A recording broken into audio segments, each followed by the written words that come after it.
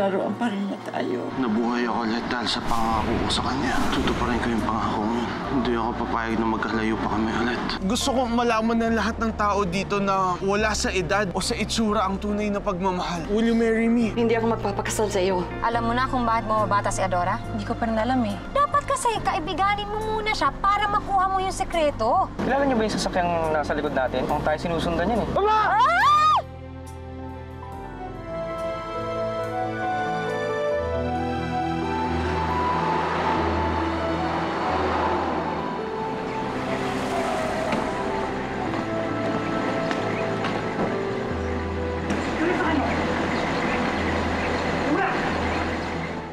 Sino ba kayo, ha? Mga aladal ba kayo ni Monique Del Prado?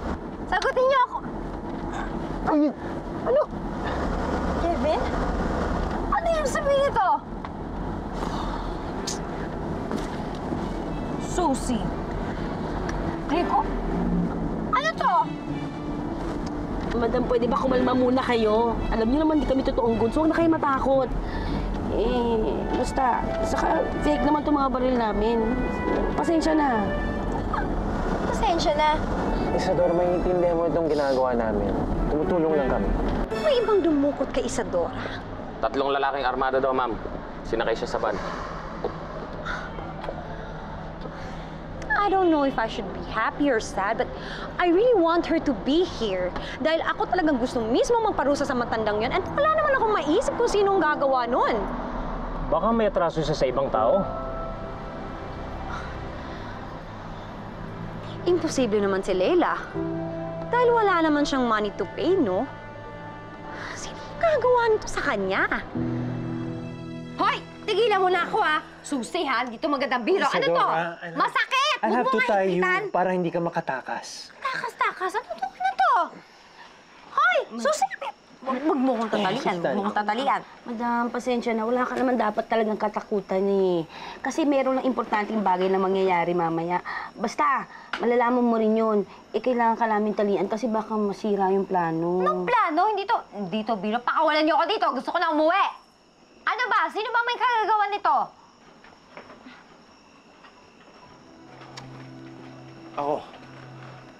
Ako may plano ng lahat ng ito. Ikaw? Madam, sorry ha. Mauna na ho kami ha. Anong mauna? Opo, pasensya na po. Patrick, bahala ka na ha. Ingat, madam. Sige, halika na, halika na. Susi, bumalik ka dito. Salamat. Hoy! Ingat na. Susi! Susi, bumalik ka dito! Ikaw, nabubwisit ako, ha? Ano to? Dora, pasensya ka na. Ito lang kasing naisip kong paraan para mapapayag kang magpakasal sa akin eh. Nababaliw ka na ba? Sa tingin mo, papahig ako magpakasal sa'yo? Ginaganito mo ako? Pasensya na nga. Wala kasi akong ibang maisip na paraan para mapaupo ka lang eh. Madami akong kailangan sabihin sa'yo. Kaso lang lagi kang umiiwas. Gusto mo makipag-usap sa akin, pero ito ako, nakatali ako para akong biktima ng terorista? Sorry. Tanggalin mo! Tanggalin ko. Masakit, ha? Ayan. Sorry na. Ito lang masasabi ko, ha? Buisit! Teka, Dora! Sandali! Susi! Rico, balikan niyo ako dito! Huwag niyo iiwan! Aray! Adora? Adora, okay ka lang? Adora? Kasalan mo kasi kaya ako nandito eh! Susi! Huwag mo nga akong hawakan, huwag mo akong Wala hawakan! na sila, okay? Halika, bubuhatin na lang kita. Huwag mo nga akong hawakan! Huwag ka na makulit. Huwag ka na makulit. Bitiwan mo nga ako! Gusto mo mahulog? Huwag ka makulit. Wala kang Aray! choice. Ang sakit, ha? Huwag ka na malikot. Bitiwan mo ako! Pabalikin mo sila! Ayoko magtagal Tapilo dito! ka nga. Ay, kulit. Alam mo, ikaw, buti natapilo ka. Kung hindi, nakalayo ka na sa akin eh. Panibagong pagdadampot na naman yung gagawin ko sa'yo eh. Bakit ba hindi mo matanggap na ayoko na nga sa'yo? Ayoko na! Kahit naman, ano pa yung sabihin mo, hindi mo naman ako mapipigilan sa gusto kong gawin eh. Bakit? Ano bang balak mo? Wag mo akong hahawakan! Respetuhin mo nga ako. Huwag mo hawakan yung binti ko. Relax. Wala akong masamang intensyon sa'yo.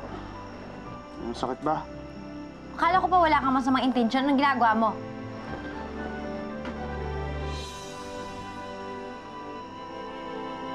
Lumayo ka. Sinabi ko nang lumayo ka.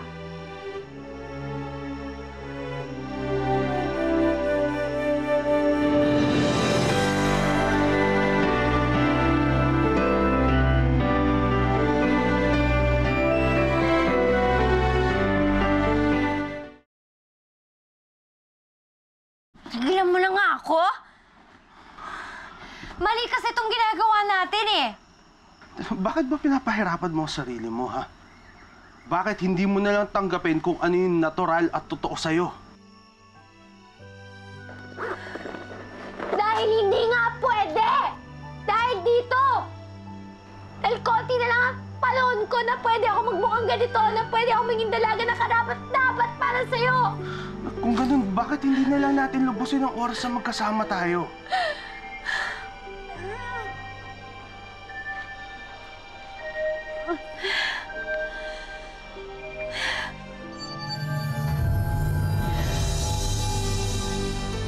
Ito ang dahilan kung bakit hindi tayo pwede, Patrick. Ito ang katotohanan ko na dapat mong tanggapin. Sabihin mo nga sa akin, maati mo ba na halikan ako tulad ng ginawa mo kay Isadora? Hindi ba? Yun lang ba ang dahilan kung bakit ayaw mo magsama? Napakababaw para sa'yo kung hindi ko mapunuan ng ibang pangangailangan mo.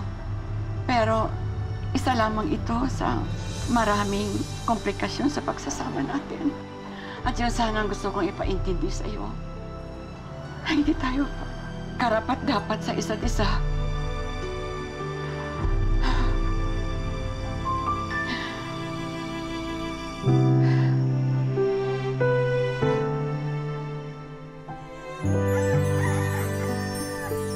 Kala ko nilayasan mo na ako na hindi ka malang nagpapaalam sa akin. Ay, pagkatapos ng pag-kidnap ko sa'yo at lahat-lahat, ngayon pa ba ako susuko, ha? Tsaka, ngayon ko nang gusto pa rin yung matagal ko ng pangako sa'yo. Yung pangako ko sa'yo, bago pa ako nabawiin ng buhay bilang si Ramon. Anong sinasabi mo? Paano mo nalaman na yun ang pangako niya sa akin?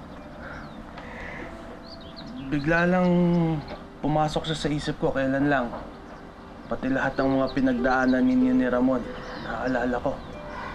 Nangako ako sa'yo na babalikan kita para ipagpatuloy yung pagmamahalan natin.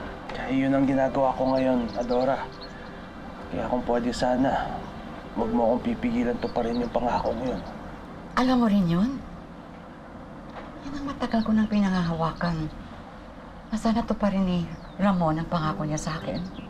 Kaya dapat magpalakas ka. Para sa atin. Kumusta na nga pala yung paa mo? Mukhang nakakagalaw ka na ng maayos. Hindi. ngayon.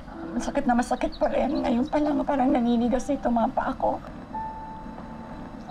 Patrick, mayroon akong sakit na tinatawag na ALS. Yung panghihina ng aking mga muscles. At yun ang dahilan kung bakit hirap na hirap akong huminga. Anong pwede kong gawin? Wala akong dalang gamot. Gusto ko dalhin mo ako sa ospital ngayon din. Sige. Ay, talaga. Aray. Dahan-dahan. Mawawala din yan, mawawala din.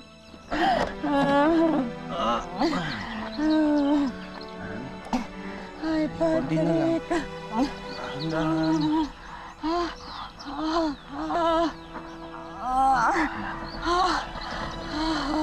Sige, sandali na nga.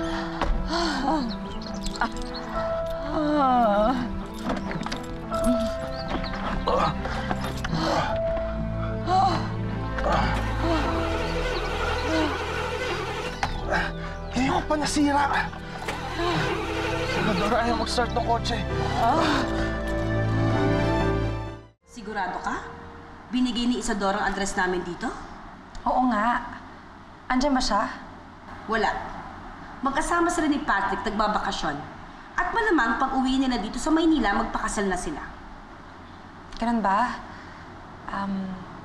Saan sila nagpunta? Ba't ko naman sasabihin sa'yo? Di ba hindi na tayo magkaibigan?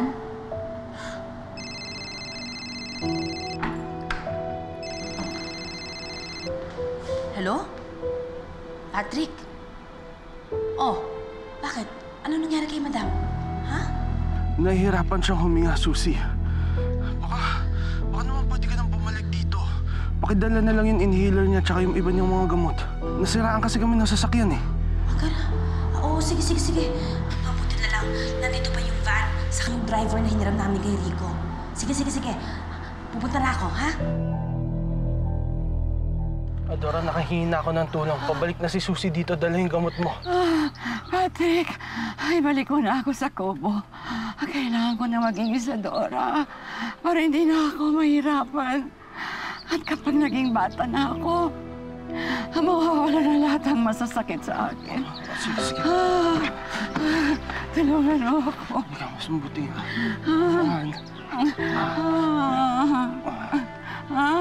Dahan-dahan lang. Lagi magpapaan.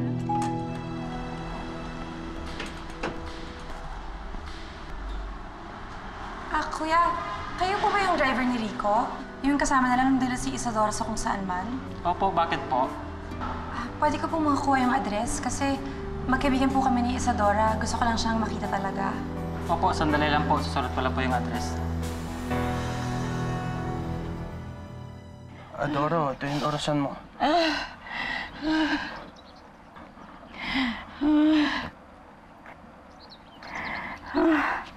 Ay, Diyos ko. Patrick, masyado pang maaga. Bago ako bumalik sa anyo ni Isadora. Bakit maghihintay ka pa? Bakit hindi mo napihitin ngayon? Hindi ako maibabalik ng orasan na ito, Patrick.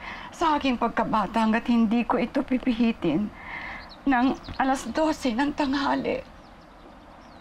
At pagpatak ng alas 12 ng madaling araw, kusa akong bumabalik sa dati kong anyo na si Adora. Kung pwede ko lang kunin ang lahat ng sakit na nararamdaman mo ngayon, para ako na lang ang nahihirapan. Patrick, sapat na yung nandito ka para maibsan ang panghihina ng aking katawan. At may karamay ako sa aking paghihirap. Ang sakit. Oh! Saan mo? Okay ka lang? Ha? Okay ka lang? Saan? Ang likod ko! Ay, Diyos ko, hanggang kailan ba matatapos ang lahat ng paghihirap kong ito? Huwag ka na mag-isip ng ganyan, Adora. Pasensya ka na, pati ikaw nahihirapan. Okay lang yun. Hindi naman talaga ito ang buhay na gusto ko para sa ating dalawa. Tama na. Naging masaya naman tayo noon. Hindi ba? Oo naman. Mabuti pa. Kukwentuhan na lang kita, ha? Isipin mo lahat ng masasayang panahon na pinagsamahan natin dati. Ha? Gusto ko yan. Naalala mo pa nung una tayong nagkakilala at ginising mo ako? Akala ko talaga dumating ng mga hapon nun. Takot na takot ako. Tawang-tawa ka naman. Doon lang ako unang nakarinig ng halakhak ng isang babaeng napakaganda na love at first sight ata ako sa'yo. Kahit ganun ka kadungis at kasungit sa akin. Pinakamasaya ako tuwing binibisita mo ko. Napapawi lahat ng pagod ko kapag dumadating kang nakangiti. Tumitigil ang mundo ko pagkasama kita, Adora. Tayong dalawa lang ang mahalaga, tulad ngayon. Adora? Adora? Alas 12 na. Pwede mo nang pihitin yung orasan mo para gumaling ka na.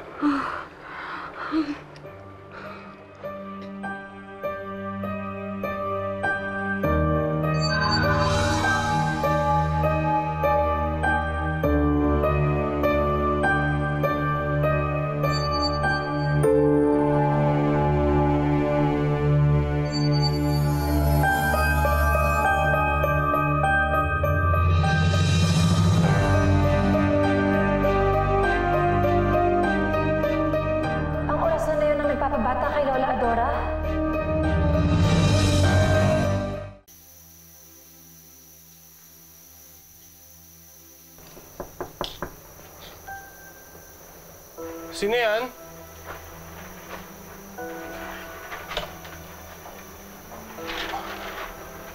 Leila, anong ginagawa mo dito? Kanina ka pa ba andyan?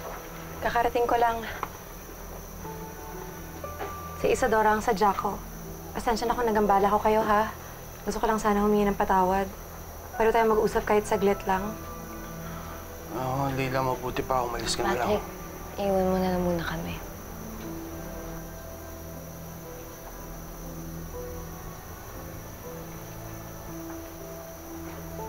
Leila, kung ano man ang nangyari sa atin dati, kalimutan mo na yun. Ako ang dapat humingi ng tawad sa'yo. Ang dahil sa akin, iniwanan ka ni Patrick nung gabing yun. Kahit gaano ko pilitin si Patrick na mahalin ako, ikaw talaga ang gusto niya. At mukhang masaya na kayo ngayon, ha? Mahal na mahal ko si Patrick, Leila. Pero, hindi kami para sa isa't isa na ngayon, Leila. Kayo ang bagay. Kaya huwag kang mag-alala. Dahil malapit na kayo maging masaya. Paano kayo? Matanda na ako, Leila. Palubog na ang panahon ko. Iniintay ko na lang ang kamatayan ko. Hindi ko pwedeng paasahin si Patrick na magtatagal ang samahan namin. Alam ko may intindihan niya na hindi sapat ang pagmamahal. Minsan na kami naging masaya ni Patrick. Pero hanggang doon na lang yun.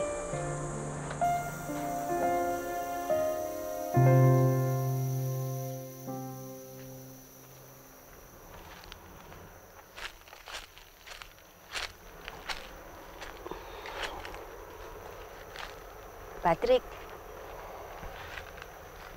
alam ko kung bakit bad trip ka. Dahil kay Leila, no? Hindi ko talaga alam kung paano niya natuntun tong hideout ninyo. Promise. Gusto mo itaboy ko? Hindi, okay lang yan. Susie, hindi ko na kasi alam kung paano ko siya mapapa-oo sa buhay mag-asawa. Kung siya nga mismo sumusuko na sa sarili niyang buhay. Siguro balang araw maintindihan ko yon. Pero alam ko kahit kailan hindi ako magiging masaya. Ako tong pilit umakapit sa pag-ibig namin. Pero siya lagi na lang niyang binabaliwala. Sa tuwing ginagawa niya, nasasaktan ako. Pero pinaglalaban ko pa rin dahil yun ang mahalaga sa akin. Maikli na lang ang buhay niya. Bakit ayaw niya pa maging masaya?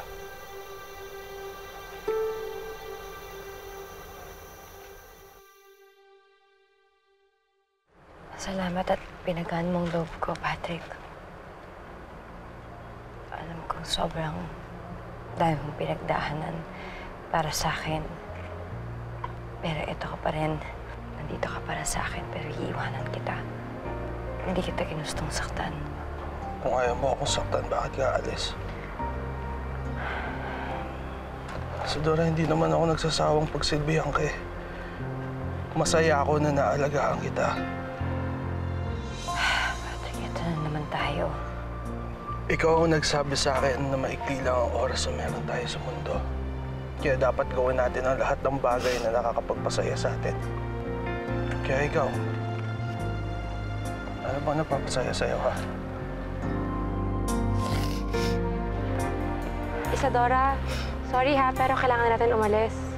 Tara na. Mauna na kami.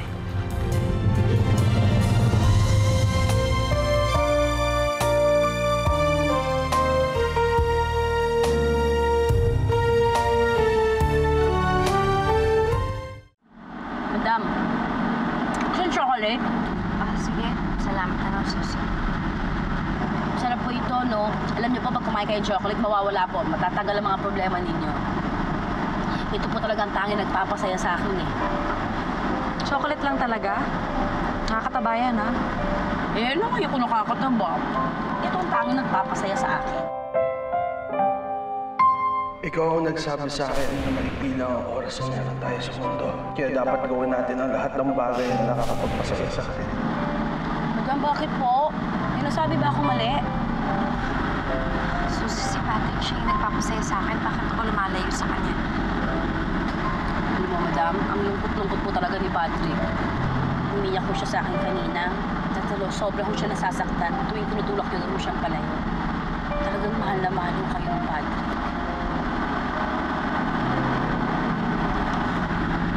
Dito tama. Amanong, ikot mo yung kotse, dali. Habulin mo yung sasakyan ni Patrick. Kung kailangan, harangan mo, harangan mo.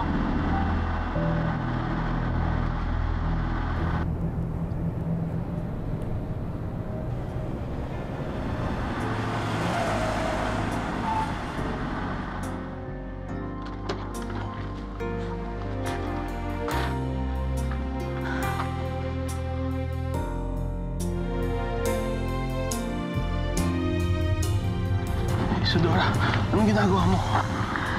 Patrick, ikaw ang nagpapasaya sa akin. Ikaw ang sagot sa lahat ng mga tanong ko. Ikaw lang ang gusto ko sa mundong to. Hindi ko alam kung bakit hindi ko naisip yun. Muntik ka pa nawala sa akin. Ibig sabihin ba nito? Oo, pumapayag ako magpakasal tayo.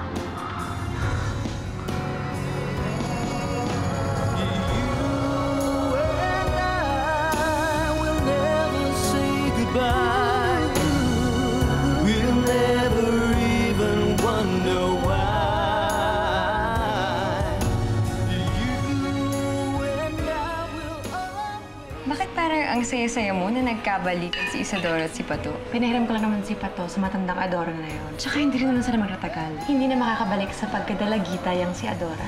Hindi ako pwedeng tumagal ng isang araw bilang matandang Adora kung wala ang orasan dahil lalala ang sakit ko.